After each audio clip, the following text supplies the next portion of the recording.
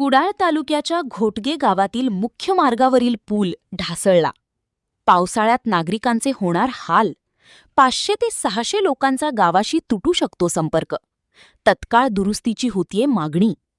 कुडाळ तालुक्यातील मठ, कुडाळ, पणदूर घोटगे मार्गावरील घोटगे ग्रामपंचायत नजीक असलेला छोटा पूल एका बाजूने ढासळला असून यामुळे पावसात नागरिकांना ये-जा करताना त्रास सहन करावा लागणार आहे. या पुलाच्या दुरुस्तीबाबत घोटगे ग्रामपंचायतीने अनेकदा सार्वजनिक बांधकाम विभागाकडे पत्रव्यवहार केला, तरी आज तागायत याकडे दुर्लक्ष करण्यात आले आहे. सध्या पाऊस नसल्याने बांधकाम विभागाने याची तत्काळ दुरुस्ती करावी अशी मागणी नागरिकांकडून होत आहे.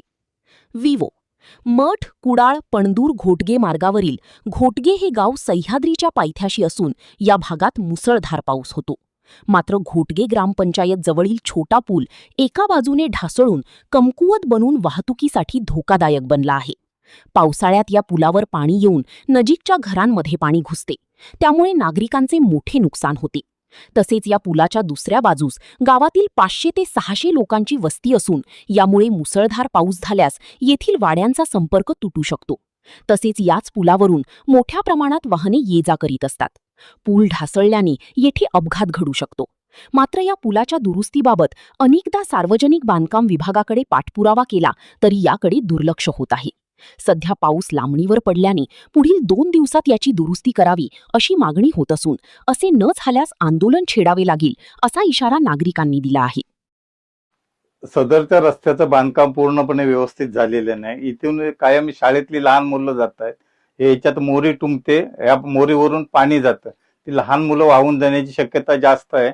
1-2 वेळा असे प्रयत्न झालेले सुद्धा. तर याच्या सदर प्रशासनाने लवकरात लवकर लक्ष घालून मोरीचं काम लवकरात लवकर हे करावं. तसं सदरचं याच्यात ही मोरी तुंबल्यामुळे ते पाणी आमच्या घरात शिरतं आणि घराला घर सुद्धा याच्यात कोसळण्याचा धोका आहे.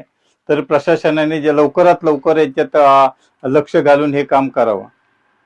मोठ्या प्रमाणात घाट पर्याय असल्यामुळे भयानक जोरात पाणी येते आणि ते मुलाबाळांची सगळ्यांची एवढी हालत होते की वर 600 लोक राहतात आमच्या आणि मुलाबाळांची की सगळ्याची शासन म्हणजे इकडे जाण्या येण्या डॉक्टरकडे म्हणा इकडे म्हणा सगळी घरपंचायत होते. म्हणजे पाणीच भरपूर असते, कमरेच्या वरती असते.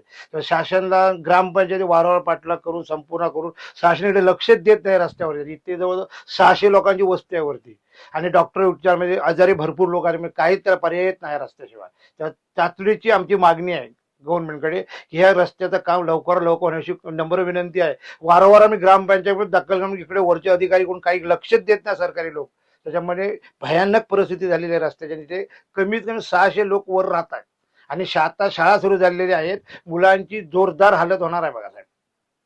एवढी आमची शासनाची नम्र विनंती आहे आणि लवकरात लवकर काम होण्यासाठी आम्ही प्रयत्न करतो. पण वारंवार तक्रार देऊन पण इथे कॉन्टॅक्ट द्या मला इथे म्हणजे शासन लक्षच देत नाही. कळकळीची आमची विनंती आहे. हा रस्ता ह्या 8-10 दिवसात झाला पाहिजे.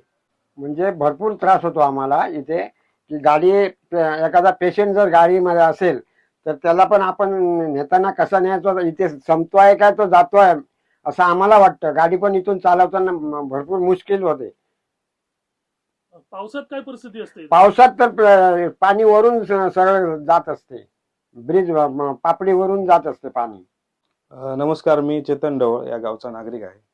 हा रस्ता पणदूर घोडगे हा आपल्या घोडगे बाजाराच्या वरती, आमचं घोडगे जे गाव आहे ते संपूर्ण या बाजाराच्या वरती राहतं आणि 700 ते 800 घरं या मोरीच्या वरती राहतात. आज बघितला तर या बाजूला शाळा आहे, इथे ग्रामपंचायत, म्हणजे लोकांची रहदारी कायम रोजची जी आहे ती या रस्त्यानेच होते. आणि गेले 2017 मध्ये हा रस्ता झालेला आहे. 1 कोटी रुपये निधी येऊन काम झालेलं आहे. 2017 मध्ये ही मोरी बांधण्यासाठी सदर कॉन्ट्रॅक्टरने इथे पाईप ठेवले होते या जागेमध्ये. ते आता बघितलं तर एक पाईप दिसतो. काम इथलं काय झालेलं नाही.